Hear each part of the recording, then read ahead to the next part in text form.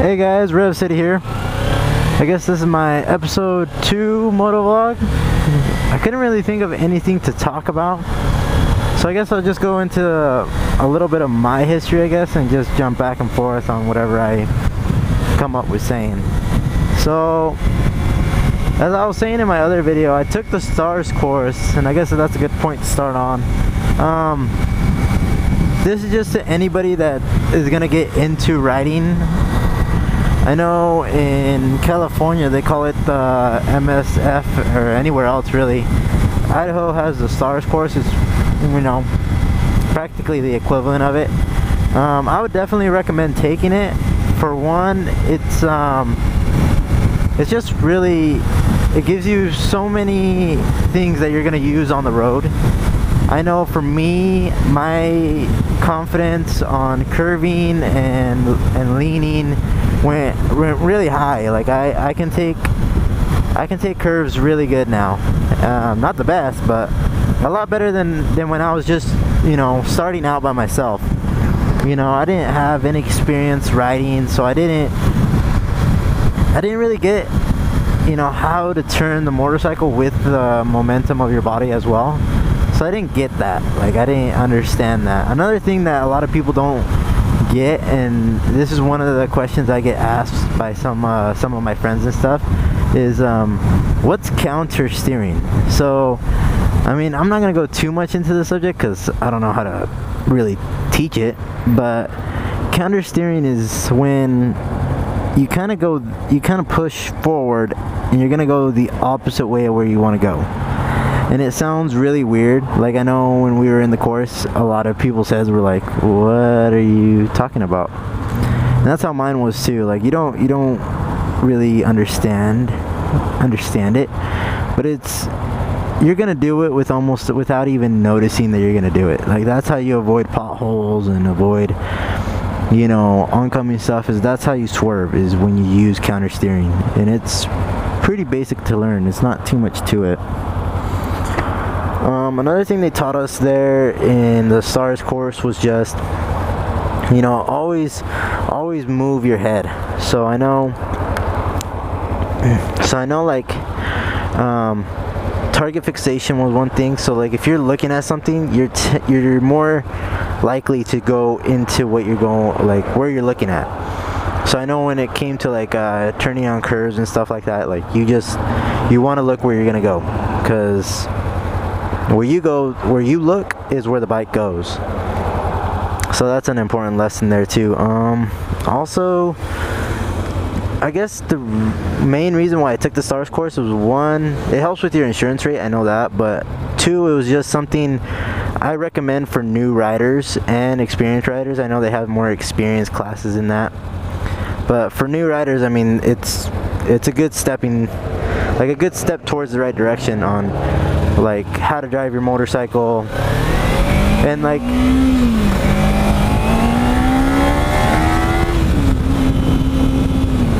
and one of the things that I really liked about it was that, like, you didn't need experience on a motorcycle to kind of get the grasp of what they were teaching you. When my wife took it, she had zero motorcycle experience. I mean, she had a little bit of dirt bike experience, but not very much. So, you know, driving a motorcycle for her was new. And with this course, I mean, after that, she gained a lot of confidence to actually be able to take my bike out to work.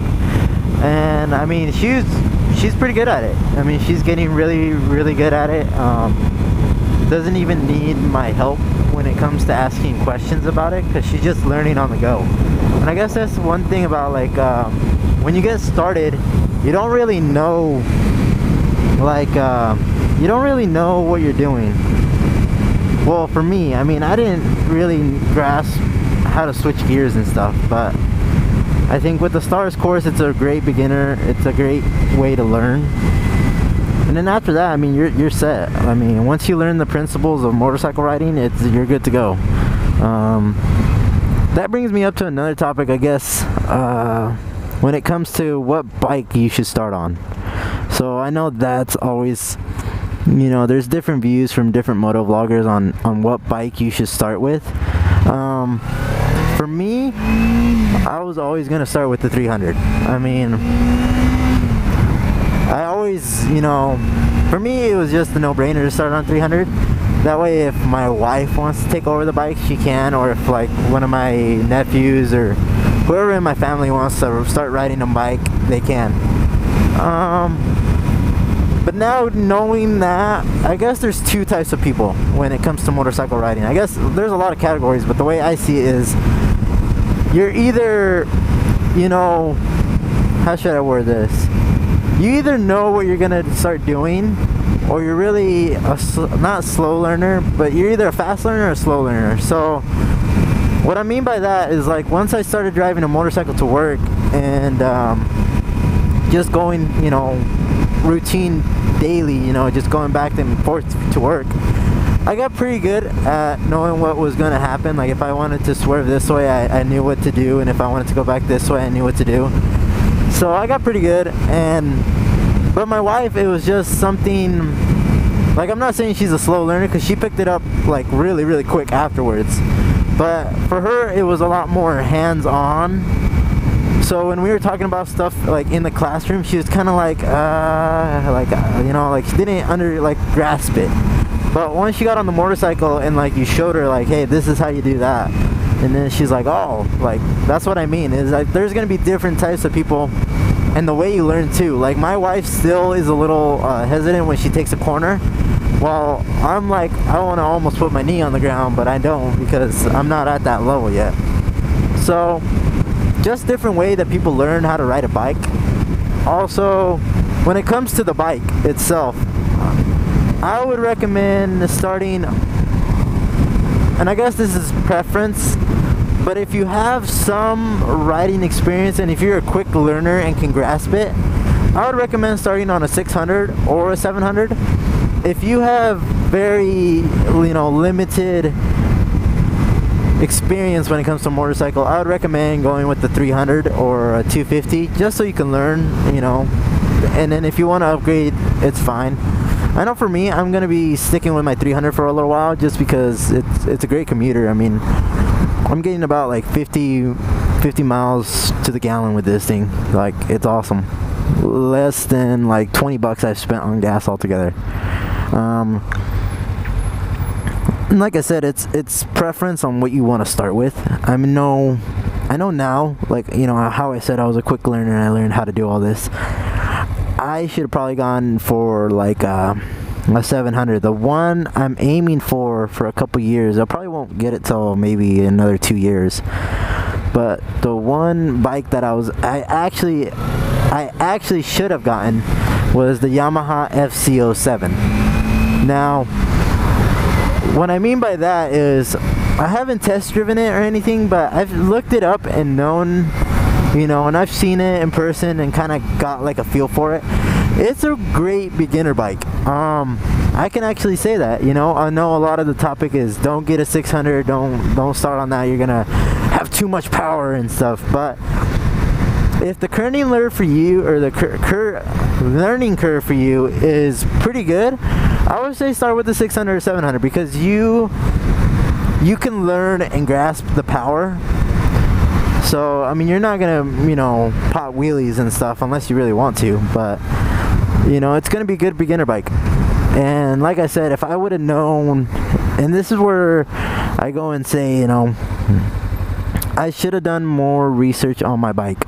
I should have done more research on what bike I wanted and why it was such a good bike and stuff like that. Because, I mean, now that I know, I should have gotten the FZ07. I mean, it was kind of a no-brainer now, but I didn't. I got the 300, and I don't regret getting the 300, because, I mean, at the end of the day, I see it as the same as, like, if you buy a pickup in the city, I don't know why you'd want to pick up in the city. I know, like, when you carry like stuff and groceries and get a new bed or something, it'd be nice to have a pickup, but I don't understand why you need a pickup unless you're like going out in the country, unless you're actually going to be using it.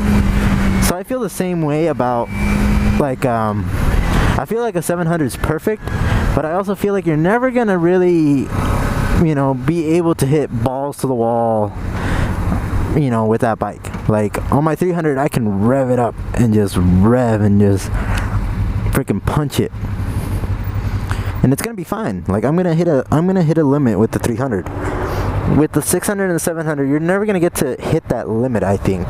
And even with a bigger sports bike like 1,000 cc's, well, a super sport, you're not gonna get, you know, unless you go to the track. If you go to the track, then I recommend getting a 600 or a 1,000 cc's, a liter bike. But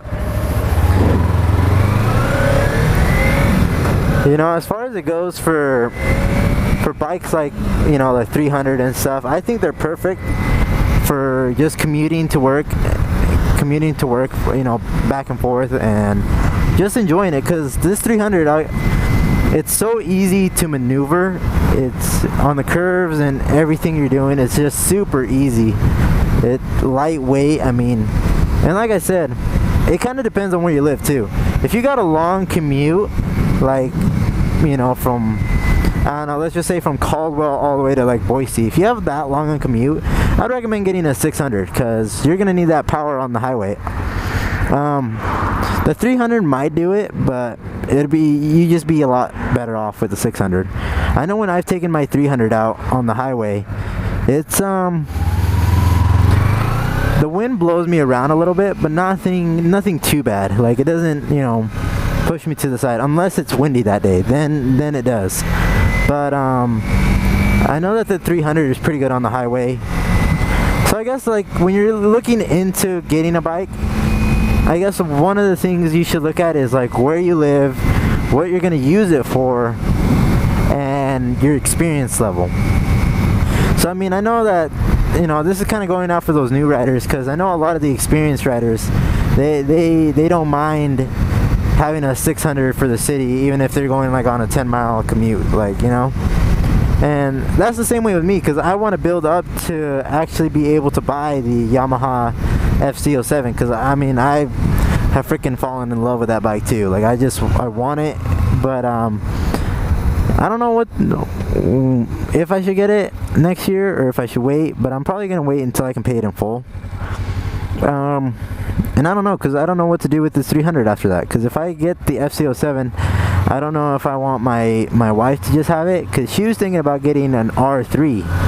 So I don't know, it'd be interesting. And I kind of told her like, so, because I wanted to know, I was like, well, are you gonna get the not the F, but the R3 next year? And she doesn't know yet. So it'd be interesting, because I told her, well, if you get the R3, let me just keep the 300, because then we can be both riding around on 300s. It'd be nice. And I said, you know, if I'm gonna keep my 300, I'm gonna start upgrading stuff on it. I want to get in a different exhaust, because this exhaust, I mean, it's nice, but it sounds like a little kitty trying to purr. You know, it doesn't sound nice. And what I mean by that is I don't always agree with the loud exhaust, but I do agree with having a loud enough exhaust where if you need to, you can rev bomb it, so people know, like, oh shit, there's a bike there. You know, I don't like people on my tail. So, or not on my tail, but like not being able to know that I'm there. I know for motorcycle riding, that's a big deal, is like not knowing, not seeing what could happen. I guess I don't know, I kind of went off the subject, but yeah. So I don't know, I think yeah, so it'll be a nice upgrade and a nice update, I guess. And I'll tell you guys if I'm gonna go on if I'm gonna start upgrading stuff like my shifters. I know I want to get those ones that you just, you know, click it and then it goes to the certain gear or certain length that you want it. I want to get one of those. I want to get a different exhaust.